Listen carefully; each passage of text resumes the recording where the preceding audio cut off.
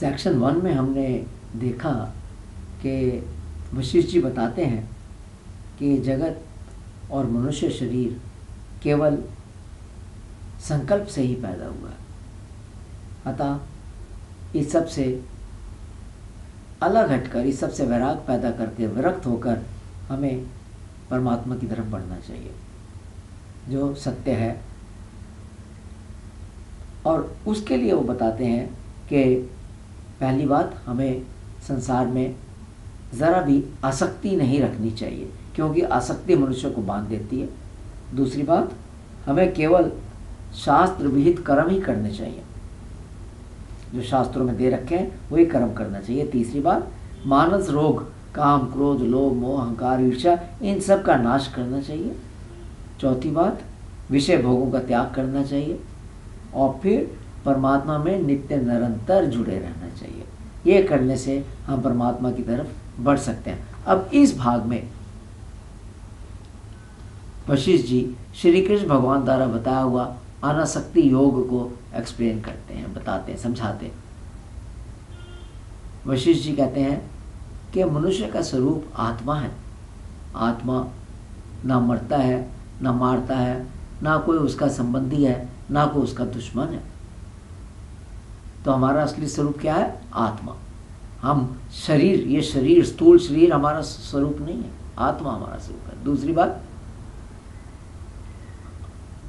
हमें अर्थात सब मनुष्यों को मन में ये भाव कि मैं करता हूं पूरी तरह से निकाल देना चाहिए। हमें ऐसा भाव नहीं रखना चाहिए कि मैं कर्म को करने वाला हूं। जो मनुष्य अपने में ये कर्तापन का भाव निकाल देता है तथा जिसके कारण फिर उसकी बुद्धि संसारिक पदार्थों और कर्मों में लिप्त नहीं होगी, वह पाप करके भी पाप के बंधन से नहीं बंधता। अर्थात जिसने कर्तापन निकाल दिया मन से, वह कभी भी पाप के बंधन में नहीं बंधेगा। तीसरी बात, मनुष्य को हर समय, हर सिचुएशन में, हर परिस्थिति में सम रहना चाहिए। मान हानि में, चाहे लाभ हो जाए, चाहे हानि हो जाए, चाहे मान हो जाए, यश मिल जाए, चाहे अपयश मिल जाए, जीवन आ जाए, मृत्यु हो जाए, किसी भी स्थिति के अंदर, परिस्थिति के अंदर वह सम रहना चाहिए। जो व्यक्ति सम रहेगा वही कर्मों से लिप्त नहीं होगा। आसक्ति को त्याग कर सदा परमात्मा में स्थित रहना चाहिए। कर्तव्य कर्मों को करना चाहिए, उन्हें त्यागना नहीं चाहिए, लेकिन इसी प्रकार करना चाहिए जैसे अभी बताया। तो फिर हम कर्मों से बंधते नहीं हैं। कर्मों को परमात्मा को अर्पण करते जाना चाहिए। कर्म फल की इच्छा नहीं करनी चाहिए, वो भी कर्म फल भी त्याग दीजिए, कर्मों को परमात्मा को अर्पण कर दीजिए। तब कर्म करते हुए भी मनुष्य कर्मों से मुक्त हो जाता है।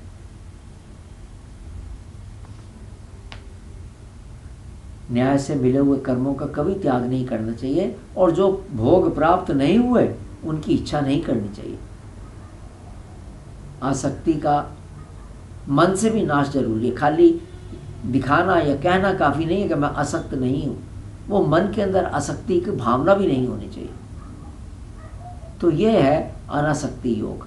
अब श्री राम पूछते हैं वशिष्ठ जी से कि अगर सारा जगत मिथ्या है तो वह हम लोगों को सत्य क्यों दिखाई देता है? ये प्रश्न सबके मन में आएगा।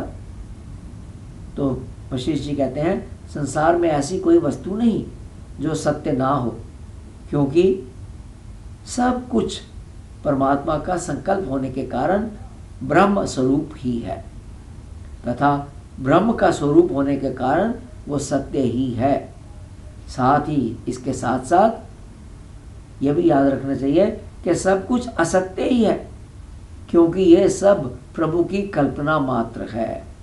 जैसे सपने में सब स्थिर दिखाई देता है, पक्का दिखाई देता है, ठीक दिखाई देता है, इसी तरह जिस अज्ञानी की बुद्धि जगत में लगी है वह सब स्थिर ही दिखता है, उसको सब कुछ दिखता है कि जगत में वाकई सब कुछ है। ज्ञान आने पर पता चलता है कि कुछ नहीं है, सब असत्य है, कुछ था ही नहीं। हम जिसके पीछे भाग रहे थे वो असल में कुछ था ही नहीं। अब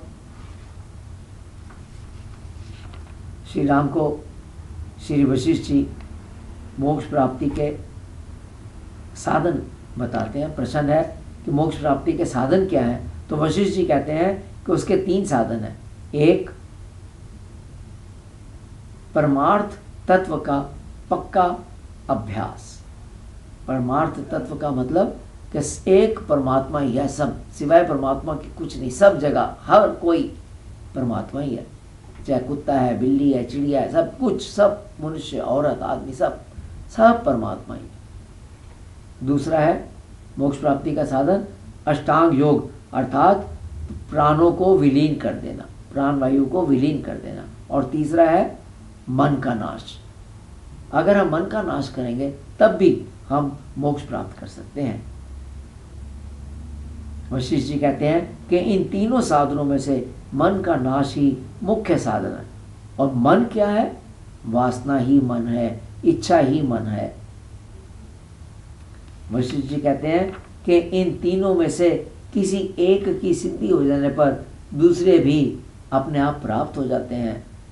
मनुष्य को एक परमात्मा तत्व में तब तक सोच और व्यवहार बनाए रखना चाहिए जब तक ऐसी सोच का नाश होकर केवल परमात्मा का तत्व ही बाकी रह जाए, क्योंकि मन जिस किसी वस्तु में डूब जाता है तब वह जल्दी ही वैसा बन जाता है।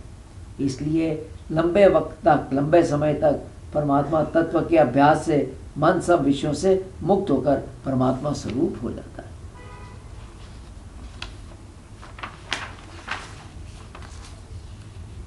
अब यहाँ पर आगे वशिष्ठ जी राजा भगीरथ और उसके गुरु त्रितल का कथा या संवाद सुना कहते हैं। एक दफ़ा राजा भगीरथ ने अपने गुरु त्रितल से पूछा कि संसार में सब दुखों, जन्म, मरण, बुढ़ापा, बीमारी का अंत कैसे हो सकता है? तो गुरु ने जवाब दिया कि दुखों का अंत गुरु के ज्ञान से होता है। राजा बोले, परमात्मा में के स्वरूप में तो मेरी समाधि नहीं लगती, मैं क्या करूं? गुरु ने कहा कि राजन, ममता, मोह वगैरह वगैरह से छूटो तथा समता योग में पहुँचो। नित्य निरंतर परमात्मा का ध्यान, विषयों और अहंकार का त्याग करने से ही तुम्हारा ध्यान लगेगा, परमात्मा में समाधि लगेगी। राजा ने कहा, वो तो ठीक है, परंतु मैं अहंकार को कैसे त्यागूं? मैंने बहुत प्रयत्न किया लेकिन मैं अहंकार को त्याग नहीं पा रहा, छोड़ नहीं पा रहा। गुरु ने कहा कि उसके लिए, अहंकार त्यागने के लिए 2 बातों की बहुत सख्त ज़रूरत है। पहली बात, अपने पुरुषार्थ से विषय भोगों की भावना का भी त्याग कर दो। खाली विषयों को छोड़ना काफ़ी नहीं है। किसी को अगर खीर अच्छी लगती है तो खीर छोड़ दी, उतना काफ़ी नहीं है। उसकी भावना, उसकी इच्छा को मन से भी त्यागना पड़ता है। तो क्या कहा? विषय भोगों की भावना को त्यागो, ये पहली बात। और दूसरी बात, परमात्मा की सत्ता का अनुभव करो। हर चीज़ के अंदर परमात्मा की सत्ता का अनुभव करो। जब तक सारे पदार्थों का सर्वतः त्याग नहीं किया जाएगा, अर्थात मन से भी त्याग नहीं किया जाएगा, तब तक अहंकार का नाश नहीं होता। अतः तुम, गुरु बताते हैं राजा को, राज का त्याग करो, देह के अभिमान का त्याग करो और अपने शत्रुओं से भिक्षा मांगो, तब परमात्मा मिलेंगे। तो कितना कठिन है ये, अपने सब कुछ छोड़ छाड़ कर शत्रुओं से भिक्षा मांगने की बात कह रहे हैं। तब राजा ने ये सुनकर एक यज्ञ किया, खूब दान दिया, फिर अपना राज अपने शत्रु को ही दे दिया और स्वयं वनों में तपस्या करने के लिए चले गए। वहाँ जाकर समाधि लगाकर वो परमात्मा में स्थित हो गए।